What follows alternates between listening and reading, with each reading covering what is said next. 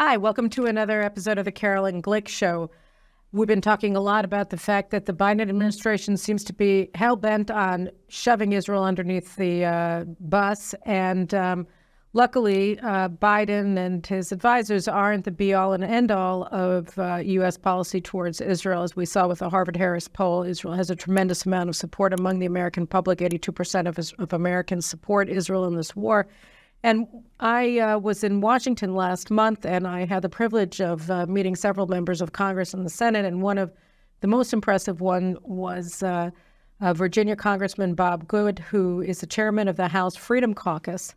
And I'm delighted to have Representative Good as my guest on the Caroline Glick Show today. So first of all, welcome, Congressman Good. It's fantastic to have you on the program today. Great to be with you. It's great to have you in D.C. recently, and I appreciate your visit, and glad to be with you today. Well, thanks so much. So I'm having you on now because when we met, we were discussing the fact that you were hoping that the Freedom Caucus would be putting out a resolution in support of Israel. And lo and behold, yesterday you guys had a press conference. I think there were 46 members of the Freedom Conference. Is that caucus? Is that correct? Just under 40. Just under 40. Yeah. So just under 40 members of Congress are members of the Freedom Caucus, and you guys put out a resolution that's going to be put forward for a vote in the House where you had some specific requests, demands, positions that you want to have passed as a congressional resolution. Can you just walk us through what it is that the resolution is talking about here? Yeah, we introduced a resolution yesterday. As you know, we held a press conference to that effect to highlight that on the day that we came back to Washington from being back in our districts. And it primarily condemns Biden's call, his administration's call for a ceasefire. We believe that Israel should be able to do whatever Israel determines it is necessary to do to defend itself and to eradicate the threat within its own borders. Secondly, it condemns Biden's call for a two-state solution within the nation of Israel, that we recognize that is no recipe for peace, that is untenable for Israel and the Israeli people. And so we're, again, denouncing his call for a two-state solution, and then also calling for an end to funding of these UN entities that are essentially supporting the Hamas and the terrorism that's taken place. And then there ought to be an investigation for any further funding is provided to Palestinians or Palestinian interests until those investigations take place. And right now, what does it look like? How does it work with the resolution? So you put forward this resolution, which is so important because, I mean, one of the things that we've been stunned in Israel by is the fact that the Biden administration seems to want to reward the Palestinians for October 7th by giving them a state. So, I mean, just that in and of itself is very important. That it's wonderful for Israel that you guys are taking such a strong position on, but also obviously the ceasefire and UNRWA, which the IDF spokesman just announced yesterday. We now have 450 members of UNRWA who are active terrorists in Hamas and in Islamic Jihad. And so, so first of all, thank you very much for that resolution. But how does that work? What are the mechanics for getting it through the House? I know you guys have a razor-thin majority now in the House, Republican side. Well, just introduced yesterday, as you know, so we will see what kind of traction we get towards bringing it to the floor, how quickly that might happen, what support we have from the House leadership, their speaker and his leadership team. But I would, since you mentioned UNRWA specifically, we had an amendment to defund UNRWA back last summer when we were working through the spending bills. And unfortunately, we had, I want to say, a dozen or so Republicans vote against that. And I think all Democrats vote against this. We were not successful in defunding UNRWA. You know, we ought to defund the UN anyway. The UN stands against the United States' interests. It stands against Israel's interests. And yet the United States continues to be the number one funder of the UN generally. We ought to be cutting UN funding to help pay for the support and the aid that we want to send to Israel, for that matter. Well, you know, that's an interesting point, because one of the things that we learned this morning when we woke up here in Israel, which was a few hours before you guys did so in Washington, is that there's a Reuters report now that says that the United States, the Biden administration, is changing the language of a draft resolution that they want to present to the UN Security Council. So, you know, the Biden administration has been pushing back against some of the really virulently anti-Israel resolutions that are being put forward as drafts in the Security Council, but they had their own draft that they were working through. And the deal that they had been wanting was one that would be a 6-week ceasefire in exchange for the release of hostages over the course of those 6 weeks. And now they're saying that they want a ceasefire before any agreement is made on the release of the hostages, which is essentially, if it passes, it would be a resolution calling for Israel to lose the war. And I'm wondering, what your reactions would be to something like that happening. Well, it was troubling from the very beginning after October 7, the terrible, fateful day, that the knee-jerk reaction by the Biden administration was to immediately call for a ceasefire. You had Antony Blinken call for that immediately the day after, I think it was. And then, of course, the president himself was silent on it for about 4 days.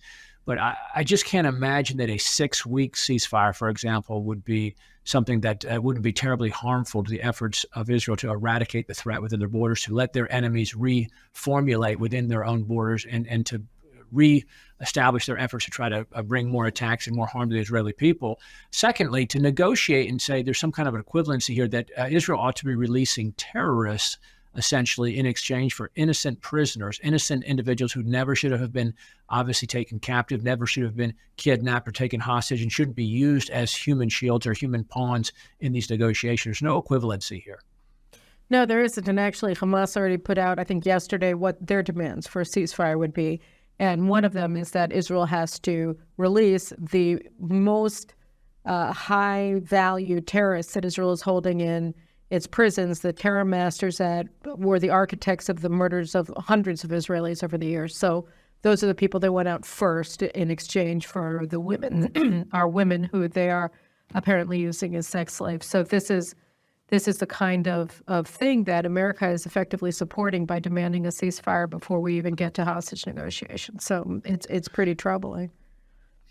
Yes, our position should be unequivocal support for Israel to do what Israel determines needs to be done to see this through, to not only eliminate the threat within their borders, but also to send a message. As we all know, Israel's unique among nations of the world, surrounded by those who say they don't have the right to exist, would love to push them into the sea, and who would destroy them if they could.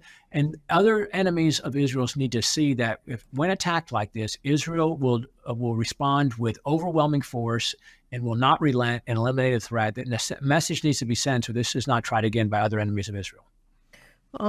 What practically speaking, can the Republicans do in the House in order to help Israel right now when we're facing this kind of pressure from the United States? I know that Biden had put forward a $14.3 billion package for military resupply to Israel.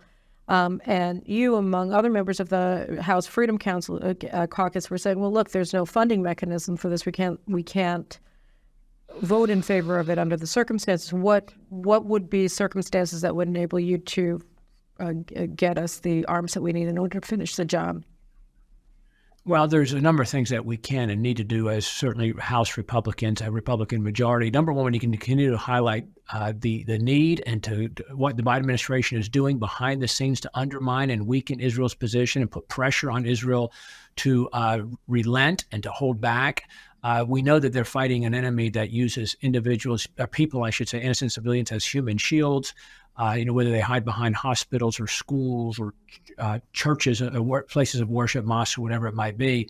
That is the MO of Hamas and these terrorists and what they do. So we've got to continue to highlight the importance of the issue, things like the press conference and the resolution that we did. And unfortunately, there is a political component to it. It is the Republican Party that stands overwhelmingly, almost unanimously behind Israel, supportive of Israel and aid for Israel. The Democrat Party is divided on that issue. And so we do need to change the administration. President Trump was the best president, the best friend that Israel ever had in a president. What he did with the Abraham Accords, what he did with recognizing Jerusalem as the capital of Israel, what he did to stand behind Israel, much different than the Obama administration or the Biden administration. So there's a political component to it. You've also got Democrats in Congress who are what we call the Hamas wing of the party, who are the apologists, if not the outright advocates for the terrorists and for Hamas generally. So there's a battle to be fought politically. There's a battle to be fought in the PR war or the public relations war or just the messaging war across the country. Israel is unique and Jewish people are unique in the sense that when they are attacked and when they are oppressed and when they are victimized, too often they're the ones who end up being blamed or accused of being in the wrong. And it's just a terrible, terrible thing that would exist anywhere around the world, certainly in the United States. We've got that battle as well. As it comes specifically to the funding piece of it, The United States does have almost $35 trillion in debt now. We're running about a $200 billion monthly deficit. So we're in a very difficult fiscal situation, which impairs our ability now and much more in the future, if we continue on this track, to respond to crises, to help respond to things that arise on the world stage, or for that matter, to protect the U.S. interests on the world stage. And so what's happening right now is you've got the Senate, Democrat Senate, who's trying to hold hostage, essentially, support for Israel for other funding that has nothing to do with Israel. Israel funding is not, connected in any way to Ukraine funding. They're totally separate issues, or even for Taiwan preventative measures or other humanitarian aid around the country. Israel aid should be voted on as a standalone because it has such overwhelming support. Back in November, you might recall, Speaker Johnson brought to the House floor the $14 billion aid package that you referenced as a standalone paid-for package. And we paid for it by cutting IRS expansion, the Internal Revenue Service expansion here in this country. And we had, I think it was 12 or 13 Democrats, might have been 14, around 12 to 40 Democrats joined with us in a bipartisan measure to do that. We thought that would put tremendous pressure on the Senate to join us, to do it in a responsible way, so we're not further exacerbating our debt situation. We're isolating Israel appropriately without tying it to other funding that has nothing to do with that. But the Senate has ignored that to this point, unfortunately. It's a very complicated situation. Do you think that you guys are going to be able to reach a compromise on this issue, or do you think it's just going to remain stalemated as it has been for so many months? Well, I ultimately do believe that support for Israel will be passed. Exactly what that looks like and exactly when that happens remains to be seen. But again, there is certainly strong majority support in the Congress, some Democrat support, certainly overwhelming Republican support, and hopefully we'll get that done soon. Hopefully the Senate will cooperate with us. Well, I agree. I hope they do too. And in the meantime, can you maybe look at taking away funding from things that the administration are putting a hold on funding and appropriations for things to try to leverage the position that you guys do have as Republicans, or even just having hearings on what's happening with the administration? Is any of that under consideration? Yeah, I think we should be, to the latter question, we should be doing everything we can to bring attention to it. To bring attention to the need with Israel, to bring attention to what exactly is happening over there. Also to bring attention to the fact the administration is not truly standing behind Israel. That is really the primary purpose of our resolution, our press conference yesterday, was to help the American people realize that the Biden administration is not truly standing with Israel. Yes, they're giving some support, but it's been inconsistent in the language. It's been inconsistent in the messaging, and certainly behind the scenes is not necessarily what is being said in the public sphere. And from the funding standpoint, yes, again, we ought to be cutting UN funding generally. We certainly should be cutting UNRWA funding, and both of those can be used to pay for some aid to Israel.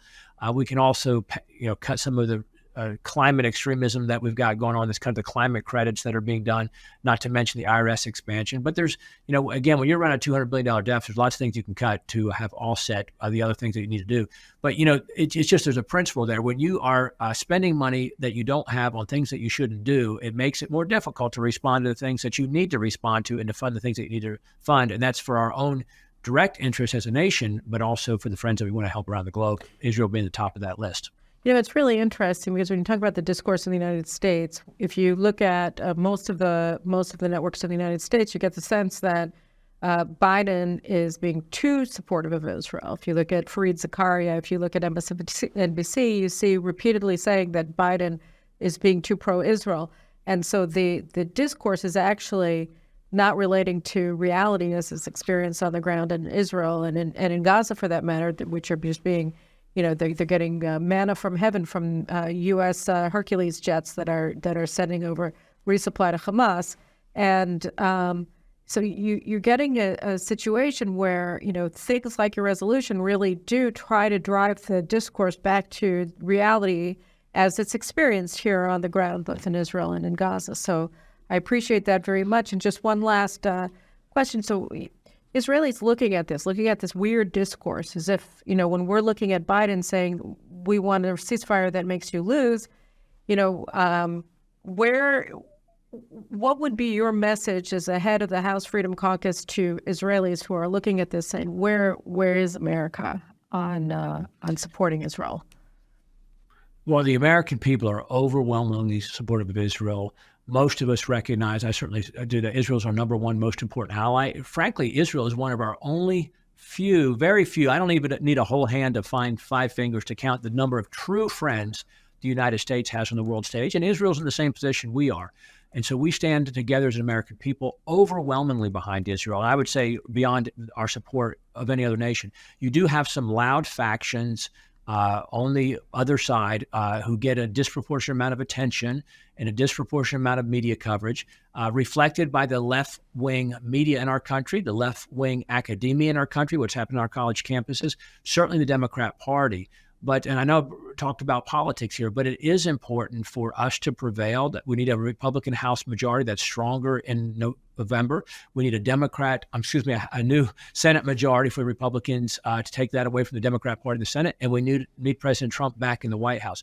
Those are critical, not only for the remainder of this year, obviously, but going forward in the future to have a true friend for Israel and, frankly, a stronger United States. Israel benefits and the world benefits from a stronger United States. We've been weakened over the past 3 years because of this president and just his inconsistent policy at best, his inconsistent posture at best, and his administration towards Israel is evidence of that.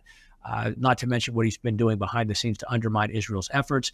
And again, the Democrat Party generally in the Congress, you've got the direct members, the whatever small number of members who are what I call the Hamas faction, the Hamas caucus. But then the Democrat Party generally is weak on Israel and doesn't really condemn anti-Semitism to the degree that they should across this country, on our college campuses, in our large urban cities, our large blue cities, so to speak. And also, they don't really condemn their own members the way they should in the Congress because they're beholden to the left wing of their party. That's why the politics of it is so important when it comes to this year's election. It is strange politics when you think about it, because the progressive Islamist caucuses or voting base in the Democratic Party itself is the minority of Democratic voters, and yet they seem to have such a hold over the leadership in the Congress and in the White House, of course. I guess just another question that you mentioned in your press conference, you related to the fact that a War Cabinet member, Minister Benny Gantz, was visiting in Washington in an unauthorized visit at the White House and in Congress. Did you by any chance meet with Gantz while he was on the Hill? I did not, and while I would love to meet with Prime Minister Netanyahu, and haven't had that chance to do that yet, I don't have any interest in meeting with Mr. Gantz. But another point that I made in the press conference, for frame of reference for Americans watching that press conference, is that Israel suffers proportionally, numerically, similar to what we suffered on 9/11 23 years ago. That's what Israel lives on an annual basis. When you talk about the size of their country, the number of deaths that they suffer at the hand of terrorists, Israel lives this on a regular basis. That's why it's so important for us to support Israel. Well, I appreciate that very much. And, again, good luck with the resolution. It's a very important resolution. Again, a resolution against Palestinian statehood, calling for the United States to end as calls for a ceasefire, and also for the United States to end its support for this humanitarian aid that's going all to Hamas through UNRWA and otherwise. So I appreciate it very much to you, Representative Good, and to the members of the Freedom Caucus for this really important resolution and initiative on your part, and for highlighting what's really important in this issue. So thank you very much, and thank you for support for Israel. Great to be with you. Thanks for having me today. All right, have a great day. Take care. And guys, we'll see you again next week. Take care. Bye-bye.